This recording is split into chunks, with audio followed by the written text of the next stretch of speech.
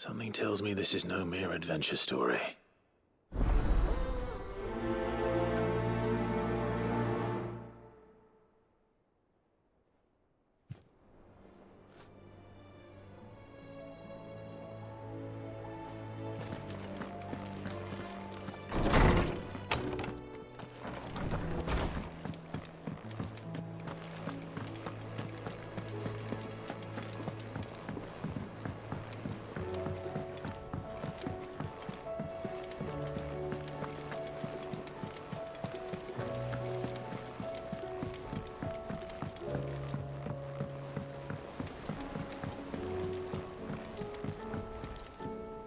Vivian, I read your note, and I'd be happy to help you find the book you're looking for. Thank you, Clive. But tracking it down will not be easy. Are you sure? Please. You have always granted me your wisdom and insight whenever I asked. It's only right that I return the favor. Or at least attempt to. You are too kind. Alas, what I ask of you is rather more trying than delivering the odd lecture. I spoke with Hippocrates to see if he had any inkling as to where another copy might be found, but... But perhaps it is best that you hear the details from him. If you say so. Forgive me, Clive, for asking this of you. But this book, it set me on the path to becoming who I am today.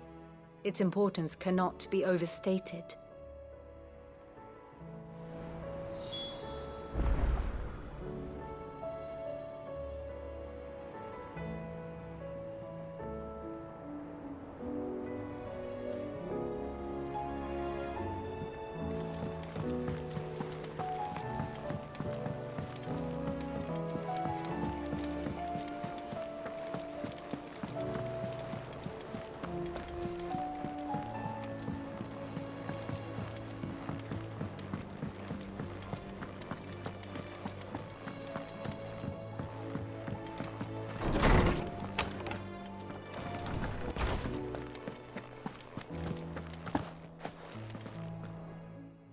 Clive, my boy. What a pleasure it is to see you. Hippocrates. There's something I need to ask you. I've been charged with locating a book called From a Distance. Then you seek a rare gem indeed. One whose name I had not thought to hear from your lips. You've been talking to Vivian. Right as always. But she didn't seem keen to tell me very much. I take it she didn't like what you had to say. And yet I gather it did naught to dissuade her. Clive, if the young professor has tasked you with obtaining a copy, I fear she asks the impossible. The executors would not allow it. The executors? Coveters of Secrets, a clandestine organization committed to the collection and intenebration of forbidden texts and technologies. One such text being the tome Vivian seeks, chronicling as it does the true history of the enslavement of bearers, a tale which could overturn the established order were it ever to become widely known. Or, so rumor has it. I've never actually read the thing, or even set eyes on it for that matter. How is it that I haven't heard of this organization? Why, secrecy is the executor's watchword. They lurk in the shadows, emerging only to seize that which must be seized, be it books, inventions, or people, before disappearing again, leaving nary a trace. Which would explain why Vivian's copy was snatched from her grasp not long after she found it. By the hand of the executors, yes. But what drives them? Self-interest or ideology? A fine question. Sadly, all that is known of the executors can be recounted in a single breath. You may just as soon ask me of their origins, numbers, or the identities of their leaders.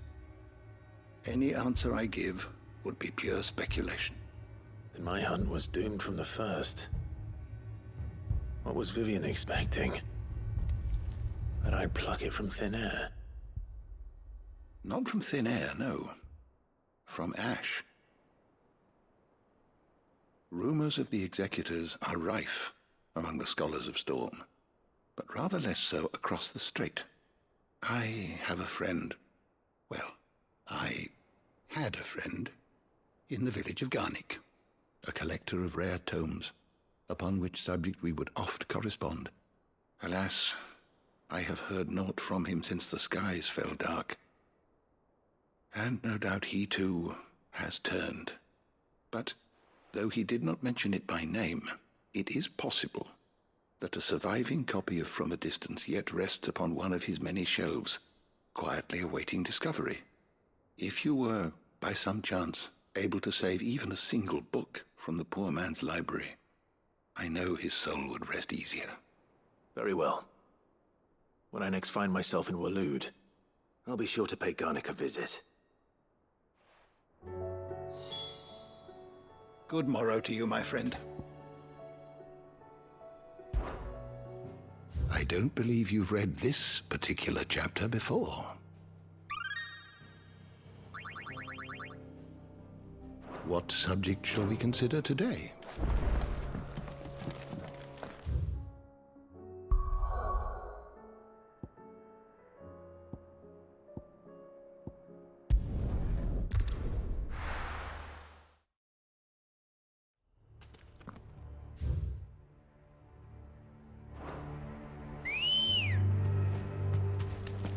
Good girl.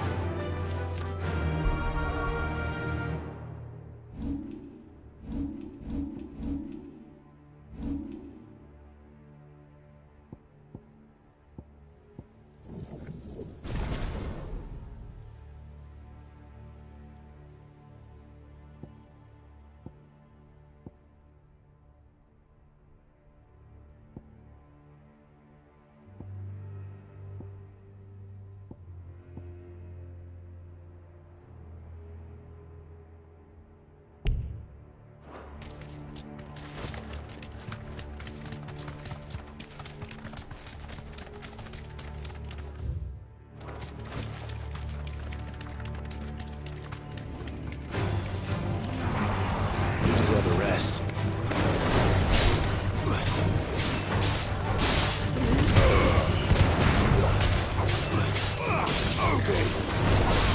Stay down!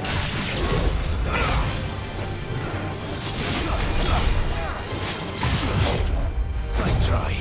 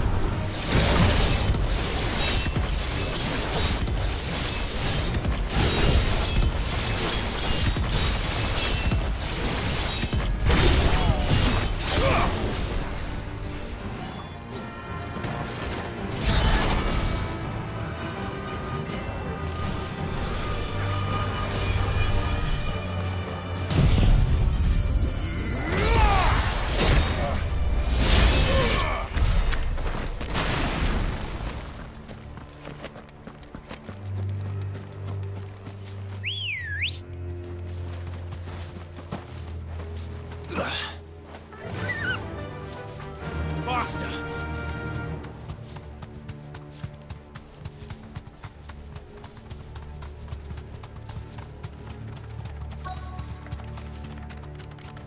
The entire village looks abandoned. Now, which house would a bookworm live in?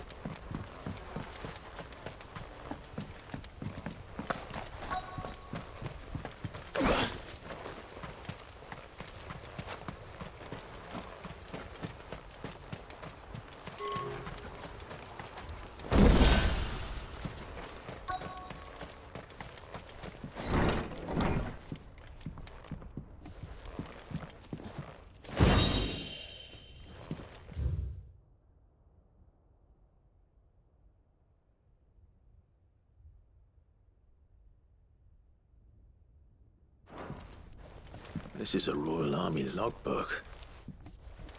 Did he take this from the local barracks?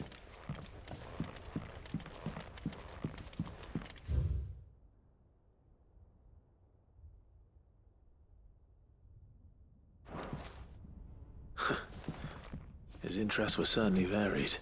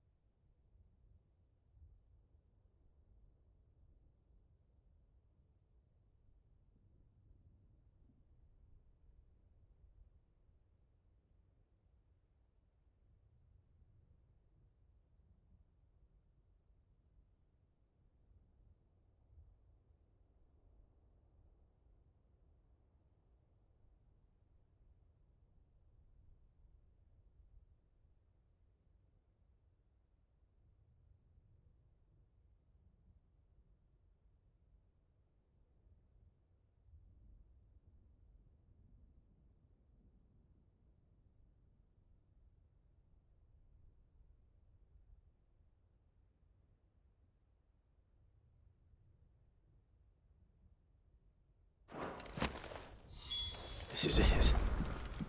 But if what it says is true, I need to get this back to the hideaway.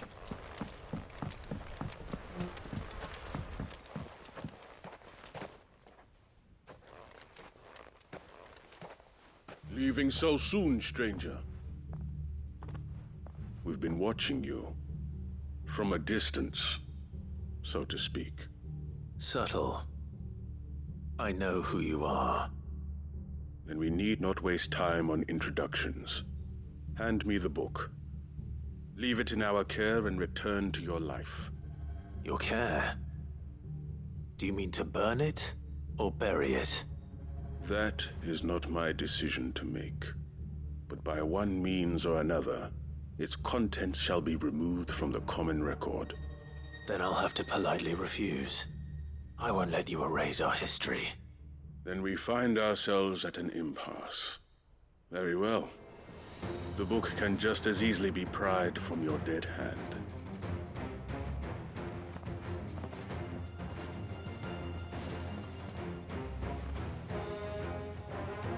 Let's see, shall we?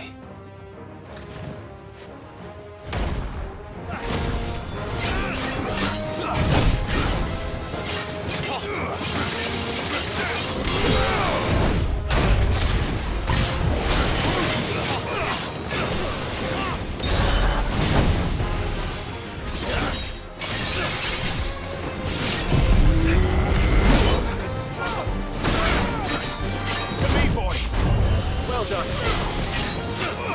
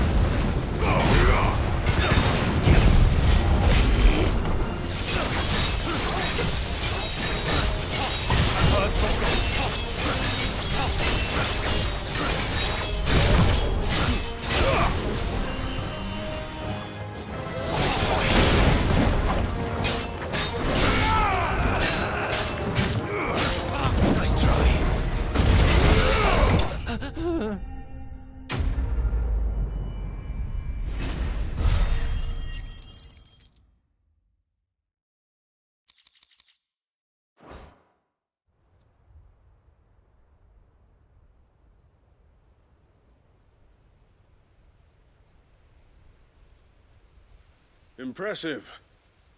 But we have other means. We shall claim the book yet. Why do you want it so badly anyway? It lays out in no uncertain terms the vanity and avarice of mankind. It tells the shameful history of the persecution and oppression of a gifted few by a giftless many. Would you say that this interpretation was correct? I don't know. You don't know. Your sword may be sharp, but your wits are dull. So let me answer for you. There is no correct interpretation of history. That a series of events took place may be proved beyond a doubt. But there can be no single, immutable explanation as to why they came to pass. It is a question of numbers and of belief. If enough people believe that a set of events occurred for a reason, that belief becomes the truth. So you're trying to control the truth? We are trying to protect people from themselves, from knowledge that would bring them naught but pain. That is all. You may keep the book, for now. The world is small. We shall meet again. Until then. Wait! Damn it. Let's get this back to Vivian. Perhaps she can explain what that was all about.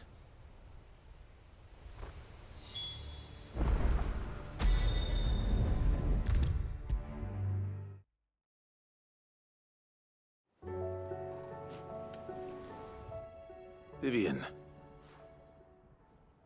I found it. The book you lost.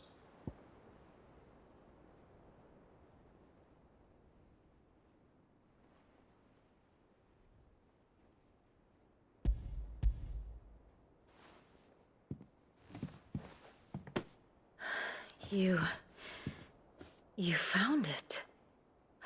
Thank you, Clive. Even though I asked this of you, I was not entirely sure it would be possible. I feared the executors had seized every copy. I met with one of these executors, and I convinced him to let me keep it. He told me something. That the truth is just a matter of collective belief. And that if enough people believe a lie, that lie becomes the truth. It does.